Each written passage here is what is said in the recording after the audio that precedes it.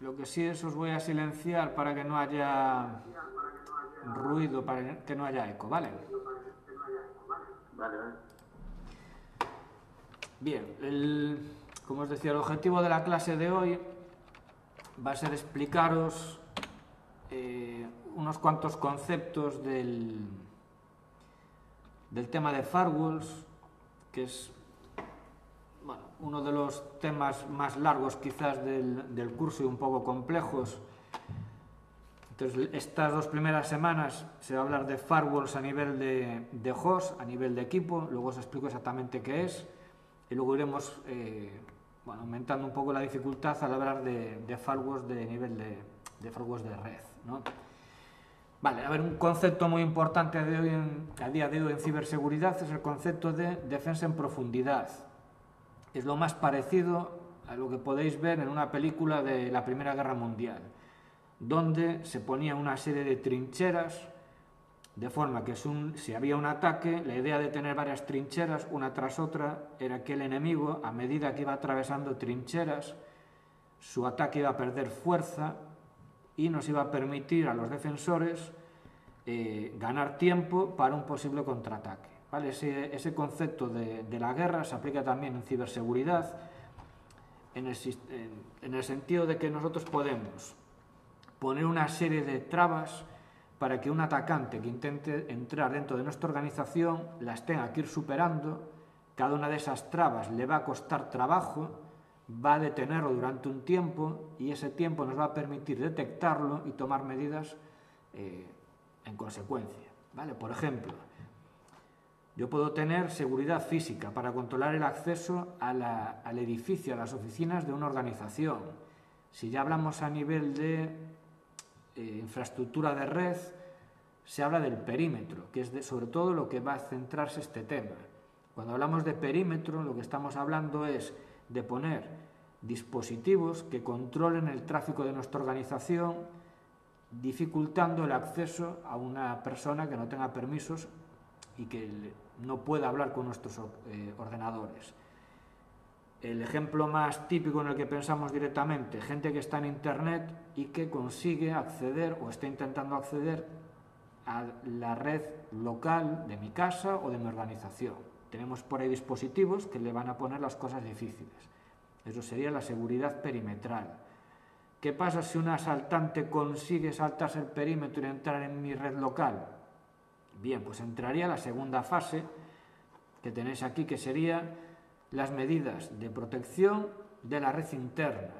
Yo puedo tener una única red, lo cual si entra el intruso accede a todos los equipos de organización, o puedo tener la red segmentada, es decir, troceada en redes más pequeñas, de forma que si un intruso entra en mi organización, entra en un segmento de red y tendría que saltarse otras protecciones para llegar a otros segmentos de red. Los que estudiasteis redes, pues segmentar las redes, crear VLANs, ¿vale? Esas redes segmentadas están separadas con firewalls que impiden o controlan las comunicaciones, va a haber sensores de intrusos para detectar actividad anormal en la red. Aún así, ¿qué pasa si un asaltante consigue saltarse esas medidas de seguridad de la red interna? Pues llegamos a las protecciones que se pueden instalar a nivel de equipo.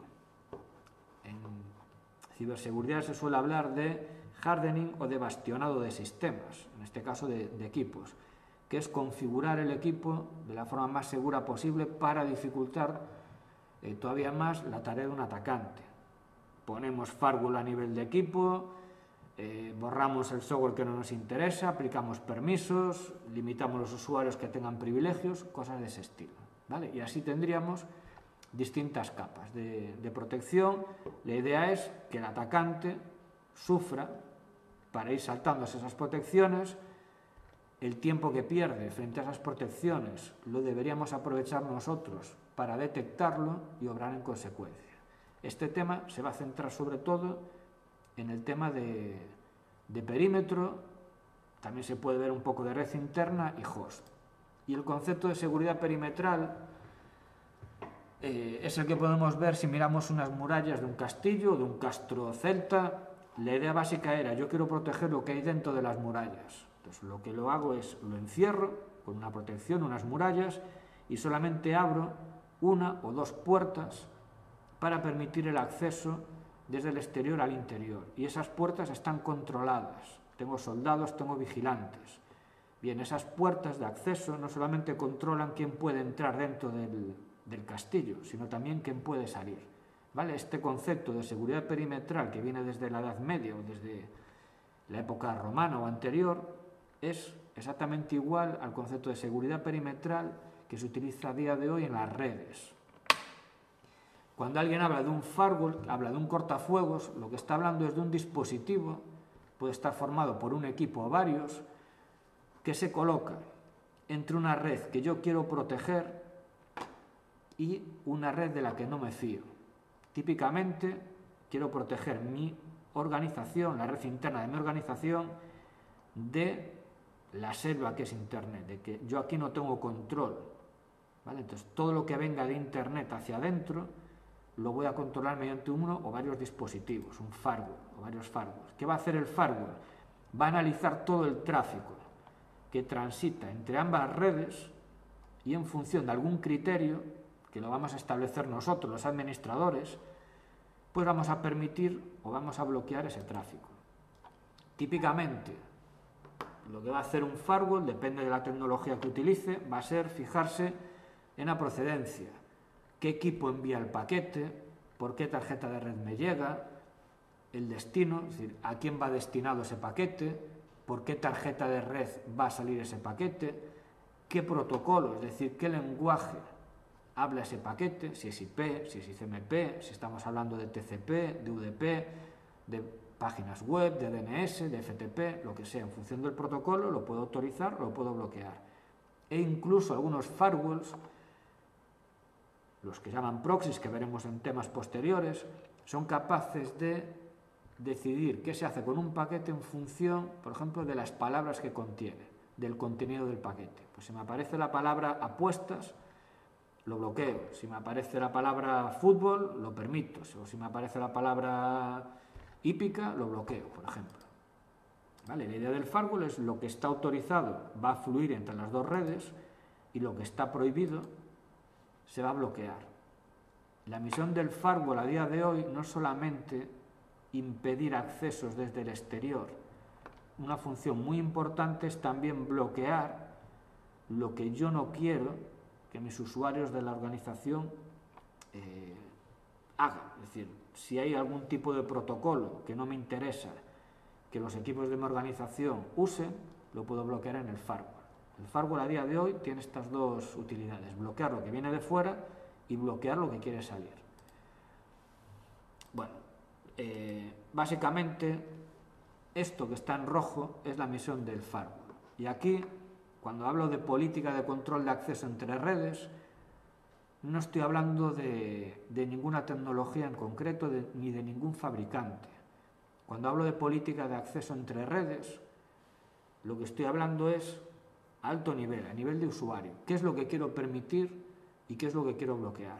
Pues quiero bloquear a fulanito y menganito para que no puedan visitar páginas web de 10 a 2 del mediodía, de 10 de la mañana a 2 del mediodía. Vale, pues luego eso yo iré con un firewall de un fabricante y lo implementaré. Pero lo que va a hacer ese dispositivo, sea del fabricante que sea, es cumplir con una política de tráfico. ¿Vale? Típicamente, ¿qué es lo que vamos a tener que hacer para que esos firewalls, sean del fabricante que sea, cumplan con esa política de tráfico? Crear reglas, crear un conjunto de reglas. Los firewalls van a funcionar con reglas. Cada regla le va a decir qué tiene que hacer con paquetes que cumplan con determinadas condiciones. Y al conjunto de reglas normalmente se le llama, pues eso, rule set o juego de reglas. Bueno, aquí tienes una captura de un conjunto de reglas de un firewall que se gestiona, se configura vía web. Y aunque nosotros no lo hemos visto, podéis ver que la interpretación es bastante sencilla. En función de si el paquete pues cumple con estas condiciones, protocolo, IP origen, IP destino, puerto destino, aplico una acción, típicamente aceptar el paquete o denegar. ¿Vale? Entonces, en función de lo que yo quiero conseguir en mi organización, crearé varias reglas. y al conjunto de esas reglas, una vez cargados en el firewall, pues van a poner en práctica pues la política de tráfico que a mí me interesa. Bueno, algo muy importante, los firewalls, aunque nosotros nos vamos a centrar, sobre todo en la segunda parte del tema, en la seguridad perimetral para proteger nuestra organización desde el exterior, no nos podemos olvidar que están pensados para separar equipos, redes que tengan distintos niveles de seguridad. Puede ser Internet de nuestra red interna, donde estarán los administrativos o nuestra red de casa, pero también puede ser separar estos equipos de los administrativos de equipos que sí quiero que sean accesibles desde el exterior, por ejemplo, porque es un servidor web. Estos equipos son accesibles desde cualquiera, desde Internet, y estos no pueden ser accesibles desde Internet. Ellos sí pueden navegar, pero nadie puede iniciar conexiones contra ellos. Entonces tienen requisitos de seguridad diferentes. Lo que hago es, los separo en redes distintas, segmentación de la red, y los controlo mediante un firewall. ¿Vale? Entonces no solamente Internet e intranet, también puede ser entre redes dentro de la misma organización. Tipos de firewalls que tenéis explicados en el tema. Bueno, hay distintas clasificaciones. La primera, en función del ámbito en el que trabaja. Vamos a distinguir entre cortafuegos a nivel de sistema, es decir, un cortafuegos a nivel de sistema, del único que se preocupa es del tráfico que va dirigido a él y del tráfico que él genera, de nada más. Ejemplo que conocéis todos, el firewall de Windows, se preocupa única y exclusivamente de su tráfico, el que él genera y el que él recibe. Si hablamos de un firewall que sea un cortafuegos de red, su objetivo es controlar el tráfico que lo atraviesa. Pensad en un router, pero que además es capaz de decidir sobre la vida de los paquetes. Bueno, pues este firewall de red se va a encargar de controlar, por ejemplo, el tráfico que viene de Internet hacia aquí o el tráfico que sale de esa red hacia Internet. No genera ese tráfico, no es destinatario de ese tráfico. El destinatario o el generador puede ser, por ejemplo, este equipo. Ese paquete, esos paquetes lo van a atravesar y él decide, ¿vale? Bueno, otra clasificación que se hace, aparte de cortafuegos a nivel de sistema y de red, es en función del nivel de la pila TCP/IP, es decir, en función de los protocolos que es capaz de gestionar. Si recordáis, la pila TCP/IP tiene varias capas. Bueno, este nivel físico enlace, una cosa así mixta con el nivel OSI, nivel de red, transporte y aplicación. Los firewalls que trabajan en estos dos niveles se llaman Network Level Firewall. Que trabajen en estos dos niveles hace referencia a que son capaces de entender los paquetes de nivel de red y los paquetes de nivel de transporte. Es decir, es capaz de entender la cabecera del datagrama IP, IP origen, IP destino, y la de los protocolos TCP/UDP, puerto origen, puerto destino, campos de ese estilo. Un ejemplo de Network Level Firewall que es capaz de trabajar en estos dos niveles es NetFilter, que es con el que vamos a hacer prácticas estas 2 primeras semanas. Es un cortafuegos que está presente en Linux. O sea, es igual que el firewall de Windows, ya viene instalado en un Linux. Desde, bueno, en este caso, desde hace ya un montón de años.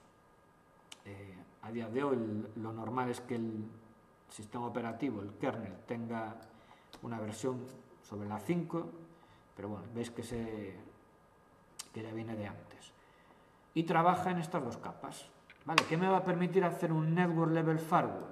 Bueno, pues va a recibir un paquete de datos y analizando las cabeceras, principalmente de nivel de red y transporte, es decir, IP origen, IP destino, tamaño del paquete IP, tiempo de vida, puerto origen, puerto destino, protocolo TCP, protocolo UDP, en función de la información que hay aquí en estas cabeceras y las reglas que nosotros hayamos configurado, pues el Network Level Firewall va a tomar acciones.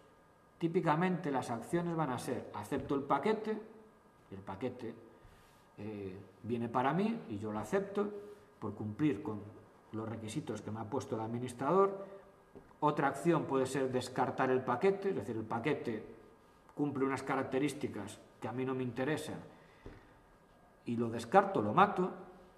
Y también puedo, si soy un Network Level Firewall, puedo reenviarlo, es decir, me llega un paquete, no va dirigido para mí, pero cumple con las características que me dice el administrador y yo le permito continuar el viaje, eso es reenviar. Y también, por supuesto, registrar la acción.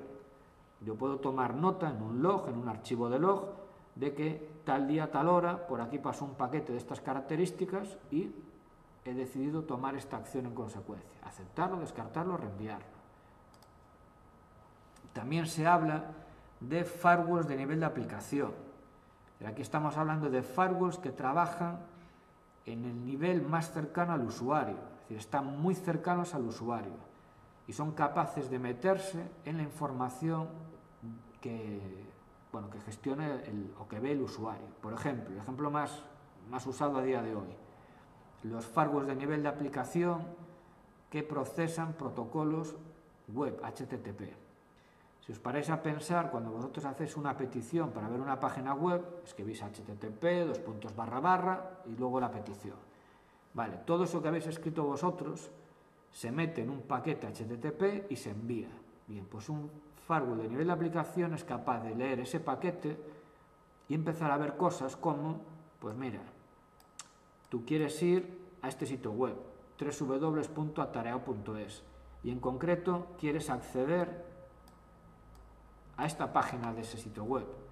Y además tú estás utilizando este navegador, un Mozilla que corre en un sistema Ubuntu, lo que sea, y se corresponde con un Firefox versión 16. Bueno, esto ya tiene unos años.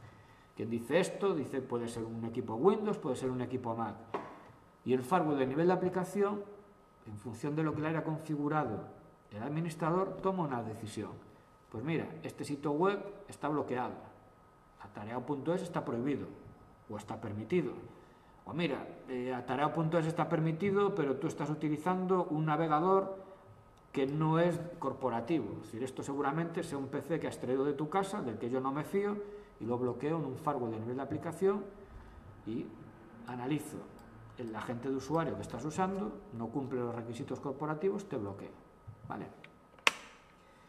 Bien, centrándonos un poco en NetFilter. Vale, NetFilter, por aquí a veces se confunde o se utiliza un poco indistintamente. NetFilter hace referencia al cortafuegos que presente en Linux. A día de hoy se configura con este comando, con iptables, es una aplicación para configurar NetFilter. Estamos en una época de transición de iptables a lo que se llama NFtables, que es la evolución de iptables, aunque bueno, son compatibles. ¿Y qué podemos hacer con NetFilter? Bueno, filtrar en capa 2 y capa 3, es decir, somos un Network Level Firewall. Vamos a poder hacer un seguimiento de las conexiones, que explicaremos con más detalle a lo largo de estos días. Esto me permite que cuando me llega un paquete, saber si ese paquete es el primero de una conexión o es un paquete de la mitad de la conexión y en base a eso tomar decisiones. Algo que veremos más adelante es que me permite hacer NAT, traducción de direcciones y puertos. Lo que tenéis en casa con el router. Vuestra casa trabaja con direcciones IP privadas y cuando saléis a internet hay que tener una dirección IP pública. ¿Quién se encarga de hacer el cambio de la privada a la pública y viceversa? Un equipo que haga NAT. Pues NetFilter lo permite hacer. También permite manipulación de cabeceras de los paquetes. Esto tiene que ver para temas de calidad de servicio, contar paquetes y muchas funcionalidades a mayores. Ejemplos de sistemas operativos donde esté instalado NetFilter, cualquier Linux, desde sistemas Linux de propósito general como Ubuntu, el que tenéis instalado en clase, o Debian o Red Hat, con entorno gráfico, sin entorno gráfico, me da igual, están pensados para usuarios finales. Estos tienen NetFilter instalado y lo puedo configurar con iptables. Y a mayores también hay distribuciones Linux especialmente diseñadas para funcionar exclusivamente como firewalls. Endian Firewalls, Brasil Firewall, ZeroShell, bueno, y un montón de ellos más, ¿vale? Son sistemas Linux a los que se le ha quitado todo lo que no es necesario, salvo lo que se necesita para ejercer como firewall. Se quedan con NetFilter, con comandos básicos para ejecución, de sistemas de gestión de logs, etc. Bueno, nosotros utilizaremos para las prácticas un Ubuntu Server para que veáis un poco cómo se ejecutan comandos. Aparte de IP tables, para configurar el firewall NetFilter hay más utilidades. En muchos sistemas Ubuntu hay una utilidad que es UFW, que bueno, dicen que es más sencillo. A mí no me resulta más sencillo, pero bueno, yo os enseño el de verdad, el IP tables, porque el otro es simplemente un poco una máscara, una interfaz.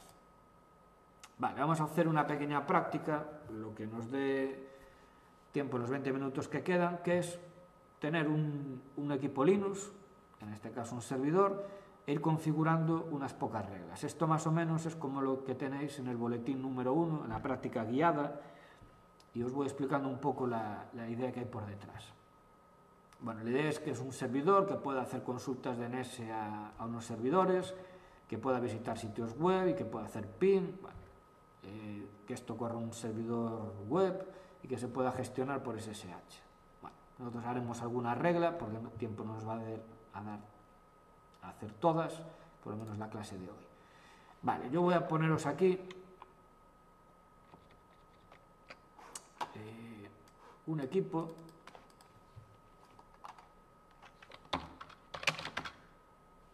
Yo tengo aquí un server 00, voy a entrar en él.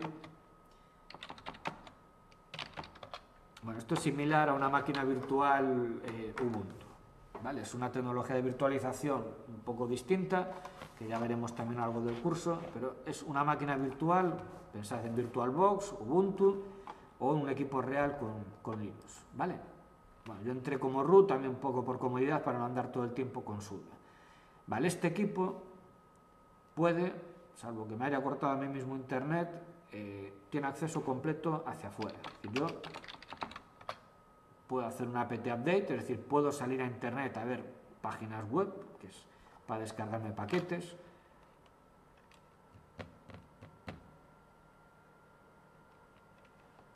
¿Vale? Voy a poder hacer resoluciones de DNS, por ejemplo. Esto es un comando para preguntarle, dame la IP de este nombre, de esta máquina, y se lo pregunto directamente a este equipo, ¿vale? Bien, funciona la resolución de DNS. Incluso puedo hacer ping. Y funciona. Es más,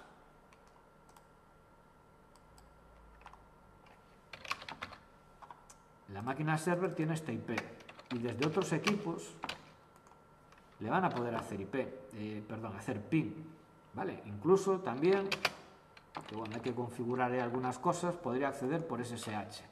Bueno, está prohibido el acceso por contraseña, pero bueno, ves que aquí, en principio tengo conexión. Tengo que arreglar el tema de las claves, pero yo por SSH puedo conectarme a esta máquina. Otra cosa es que no tengo la clave autorizada y puedo entrar.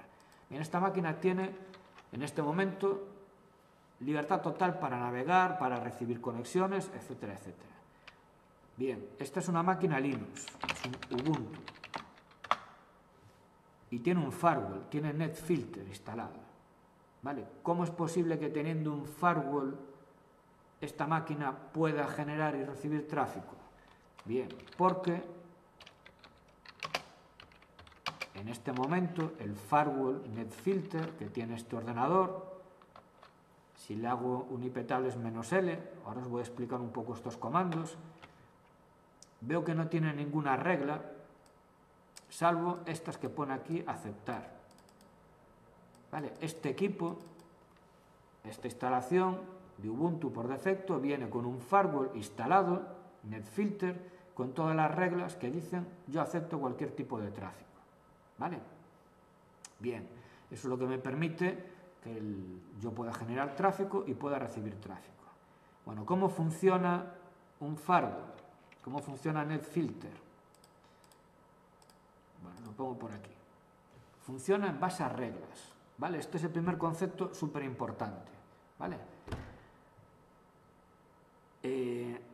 Una regla es simplemente una línea donde yo voy a indicar qué condiciones tiene que cumplir un paquete y qué acción voy a ejecutar sobre ese paquete, ¿vale? En este momento no entendéis muy bien lo que es, pero fijaros, esto de aquí que yo estoy señalando, esto es la condición. UDP, que sea un paquete que sea UDP, que es un paquete que sea UDP destinado a un puerto 53. Fijaros que estas opciones son bastante intuitivas. -P es de protocolo, -, de port es de puerto destino, -D es destination, dirigido a esta dirección IP. Esto es la condición que tiene que cumplir el paquete, ¿vale? Y después de la condición se especifica qué acción. En IP tables se pone la opción -J y la palabra clave accept, de aceptar. Hay más acciones. Las que vamos a ver en estas primeras semanas, en estas 2 primeras semanas, son aceptar, el paquete se acepta, drop y reject es que el paquete se descarta. La diferencia entre drop y reject es esto. Con drop el paquete lo matas y te quedas callado, y con reject el paquete se descarta y se informa al emisor, diciéndole, oye, tu paquete yo lo he recibido y por órdenes del administrador queda descartado. Y luego también está la acción log, que registra la información. Dice, oye, tal día, tal hora pasó por aquí un paquete, ¿vale? Esta línea, sudo IP tables, esta condición y esta acción me dice qué hacer con este paquete, ¿vale? Bueno, si alguien es observador, también me aparece aquí output. ¿Vale? Esto tiene que ver con el siguiente concepto importantísimo de IP tables, de NetFilter, que son las cadenas. Las reglas que me dicen qué hacer con los paquetes se organizan en cadenas, lo que ellos llaman chains. Una cadena es simplemente un conjunto, una lista ordenada de reglas. 1, 2, 3, 4, 5, 20, 30 reglas, ¿vale? Y la idea es que cada paquete que llega a una cadena se empieza a cotejar regla por regla. Que hay una regla en la que tú cumples las condiciones, se ejecuta la acción. Vives, mueres, lo que sea, y ya está, ya dejó de procesarte. Si tú no cumples esa regla, pasas a la siguiente. No cumples esa regla, pasas a la siguiente, y a la siguiente, y a la siguiente, ¿vale? Esta es la idea. Si yo atravieso todas las reglas de una cadena y nadie me aplica una acción, se aplica lo que llaman una política, la policy, que es, bueno, si has atravesado todas las reglas de una cadena y nadie te ha hecho nada, te aplico esta acción. Las acciones normalmente son acepta el paquete o hazle un drop, descártalo. Cadenas predefinidas, cadenas que ya vienen instaladas en NetFilter, en una máquina Linux. Pre-routing, input, forward, output y por routing. De hecho, si alguien se fijó, cuando yo hice IP tables -L para ver las reglas, me aparecía esto. Chains, cadena input, chains, cadena forward, chains, cadena output. ¿Vale? Son esas cadenas que ya vienen preinstaladas en NetFilter. A mayores de las cadenas predefinidas, nosotros podemos crear cadenas de usuario. Es decir, le ponemos un nombre, cadena de usuario que se llame SSH. ¿Para qué la voy a utilizar? Pues para procesar el tráfico SSH. Cadena de usuario DNS. ¿Para qué? Para procesar el tráfico DNS. Y aquí tienes un poco la idea de las cadenas. Da igual que sea predefinida, da igual que sea definida por el usuario. Un paquete que se procesa en una cadena se va cotejando regla a regla. Si una regla tiene una acción, se ejecuta y nos olvidamos de él. También hay acciones que consisten en que una regla, cuando un paquete cumple las condiciones, se envían a otra cadena para que se procesen en ella, ¿vale? Esta es una diapositiva súper importante, ¿vale? ¿Qué son exactamente las cadenas en NetFilter? Bueno, pues las cadenas en NetFilter lo podéis interpretar como puntos donde NetFilter va a ser capaz de meterle mano a estos paquetes de red. Es decir, la cadena pre-routing, como tenéis en los apuntes, es el momento en el que NetFilter puede manipular los paquetes de red nada más entrar en el PC. Es decir, los paquetes han entrado a través de la tarjeta de red y antes de nada, de hacer nada con esos paquetes, de interpretarlos, procesarlos, lo que sea, se pasan a pre-routing y ahí habrá reglas impetables para hacer lo que quiera hacer NetFilter con ellos. Si los paquetes consiguen superar esta primera fase de pre-routing, se pasan al sistema operativo para que el sistema operativo diga, vale, este paquete ¿a quién va dirigido? ¿Va dirigido para mí o va dirigido a otro equipo? Es decir, yo soy un router, lo voy a encaminar. Vale, si el paquete va dirigido para mí, quiere decir que va dirigido a una aplicación mía. Pues ese paquete se pasa otra vez a NetFilter y se le aplica el conjunto de reglas que se han metido en la cadena que se llama input. La cadena input es donde hay que poner reglas para controlar el tráfico destinado a aplicaciones que corren en esta máquina. El paquete va dirigido a mí, a una aplicación mía, y aquí le meto las reglas. Lo autorizo para que llegue a la aplicación o lo descarto. ¿Vale? ¿Qué pasa con los paquetes que no van dirigidos a mí, sino que van dirigidos a otra máquina? Es decir, yo soy un router y lo tengo que enrutar. Pues se le pasan a este conjunto de reglas, que en NetFilter se llama forward. Aquí habría reglas para saber qué hacer con los paquetes que se van a enrutar, que no son para mí y que yo tampoco los he creado. Bien, ¿qué pasa si la aplicación, el Firefox, el Internet Explorer, el Google Chrome, lo que sea, genera tráfico? Pues ese tráfico se pasa a otro conjunto de reglas que se llama output y ahí se va a poder tomar decisiones. Si el paquete vive, es decir, le permito salir, si el paquete va a sufrir alguna transformación, lo que sea. Bueno, una vez que los paquetes consiguen sobrevivir al procesamiento de las reglas de output y de forward, se le pasan a la tabla de rutas que va a decir por qué tarjeta de red tengo que echar este paquete para que llegue a su destino. Bien, pues una vez tomada la decisión, se pasa a otra cadena más que es por routing y si el paquete consigue sobrevivir, sale del equipo.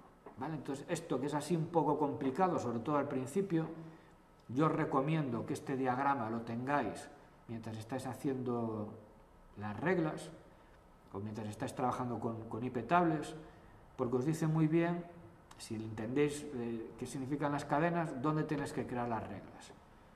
Para estas 2 primeras semanas, donde vamos a trabajar con firewalls de host, tenéis que preocuparos solamente de estos, de input y de output. ¿Por qué? Porque aquí es donde el firewall va a poder controlar los paquetes destinados a mi ordenador. Recordad que es un firewall de host estas 2 primeras semanas. Los paquetes que van a mi ordenador, a aplicaciones de mi ordenador, se procesan en input.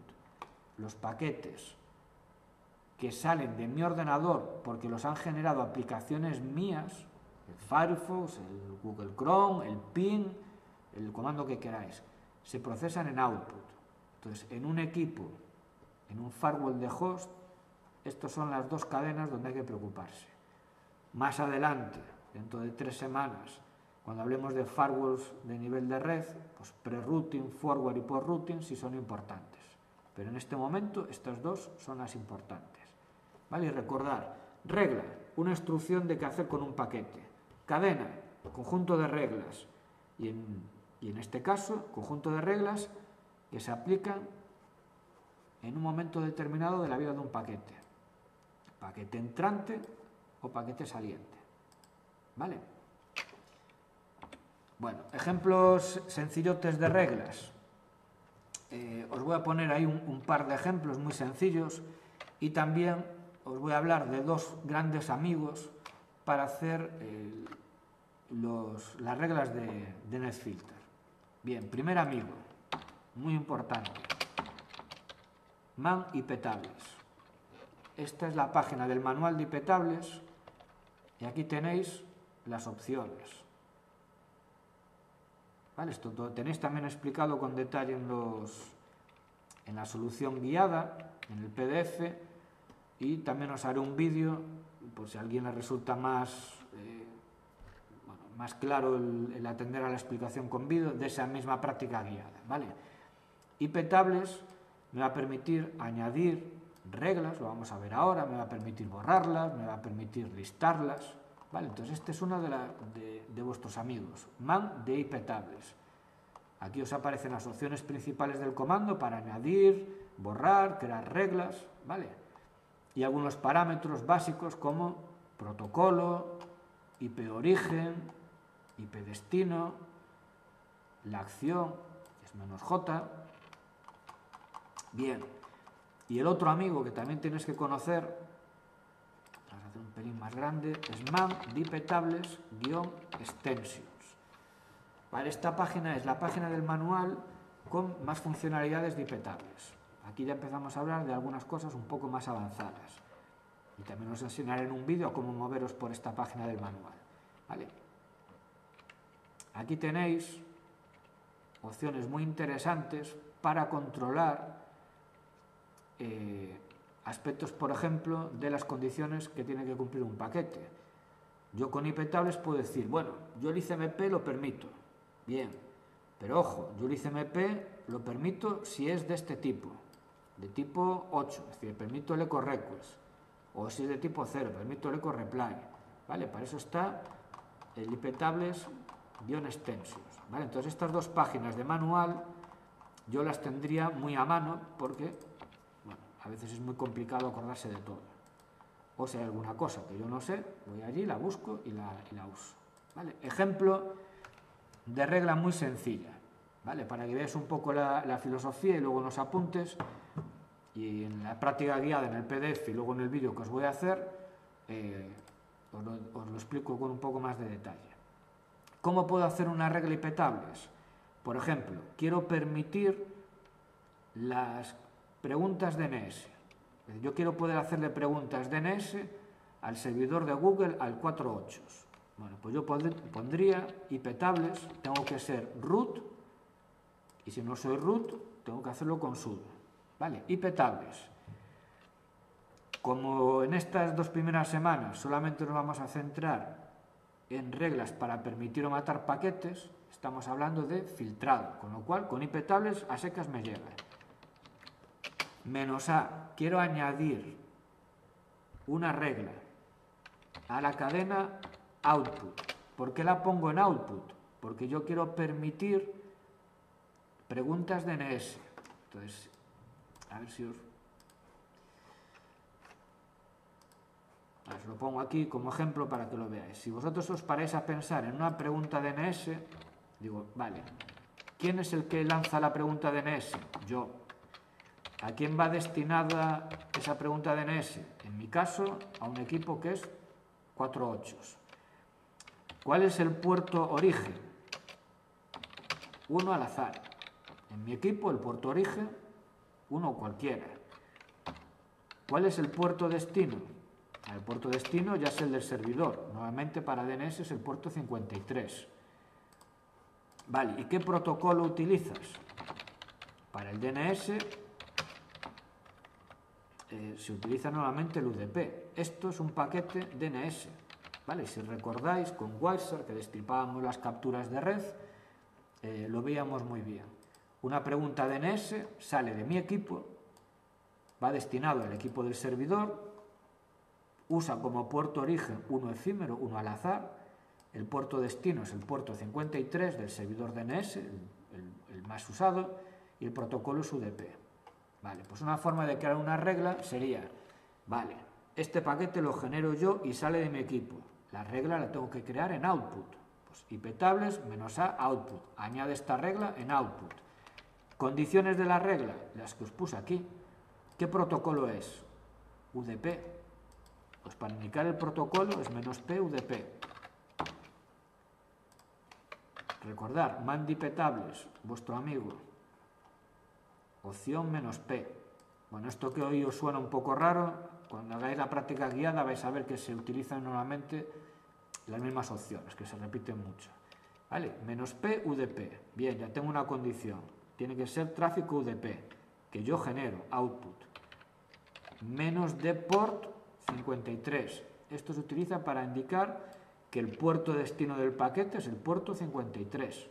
Fijaros, ya cubrí esto.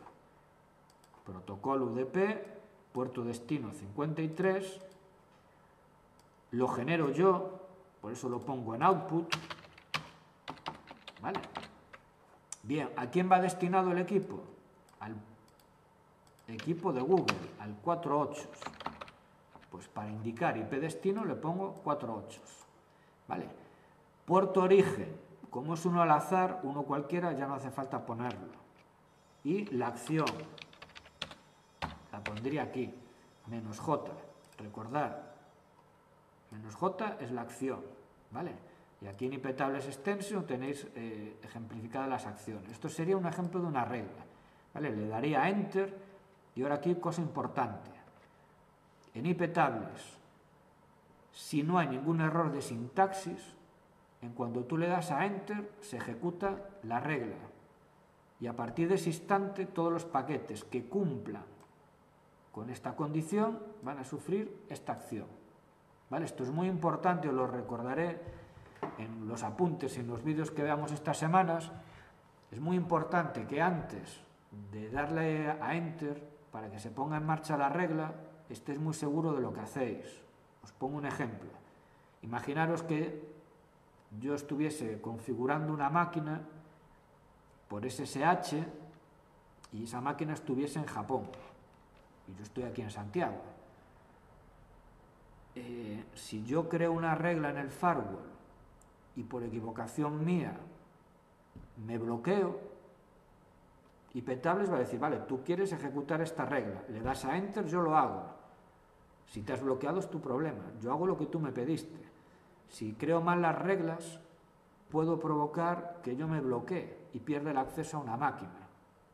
¿Vale? Quien dice perder el acceso a una máquina, que de repente bloquee el acceso a una aplicación. ¿Vale? En su día en mi trabajo, administrando un servidor de correo electrónico, empezaron a llegar quejas de usuarios que me decían, no puedo conectarme al servidor de correo, en este caso era de la Consejería de Educación. El servidor de correo estaba funcionando, pero la persona encargada del firewall de red que protegía esas máquinas, pues por error bloqueó el puerto 25, no se enviaban correos electrónicos. Vale, pues con IP Tables pasa lo mismo, si tú le das una orden, en este caso se ejecuta inmediatamente. ¿Vale? Entonces, ojo, por si bloqueamos acceso sin querer. Y podemos ver con IP Tables -L de listar que ahora tengo una nueva regla. ¿Vale? Y fijaros, ¿dónde he creado la regla? En output. La regla está creada en output. Y esta es la versión del listado. Me dice, voy a aceptar paquetes que sean de protocolo UDP, source, esta es la forma de decir, bueno, en este caso yo mismo, ¿vale? Destino la IP de Google, que sean UDP destinados al puerto 53. ¿Vale? Hay gente, yo lo hago muy a menudo, que las reglas le suelen añadir algunos modificadores, algunas opciones, por ejemplo esta de line numbers, para saber el número de la regla. Esto es muy interesante, por si el día de mañana yo quiero borrar una regla, tomo nota del número y con IP Tables -D la puedo borrar, ¿vale? También hay gente que para ver las reglas, este formato le resulta complicado y usa el formato -S, ¿vale? Que es un tipo comando. ¿Vale? Aquí vemos, esto es el comando que nosotros ejecutamos antes. ¿Vale? Bien, os creo una regla más para que veáis y cortamos y os digo, aunque hay un PDF con la práctica guiada, a lo largo del fin de semana os pondré un vídeo por si a alguien le resulta más cómodo. ¿Cómo puedo crear, por ejemplo, una regla, pues yo qué sé, para permitir, imaginaros que esto fuese un servidor web, ¿vale? Esto es un servidor web y permite que la gente vea las páginas web que la aloja. Las páginas web él las devuelve un servidor web que escucha en el puerto 80. Vale, pues imaginaros, yo tengo un servidor web y digo, vale, yo quiero permitir que la gente acceda a las páginas web de este servidor. Bueno, ¿cómo serán las peticiones que me hacen los clientes? Bueno, IP del cliente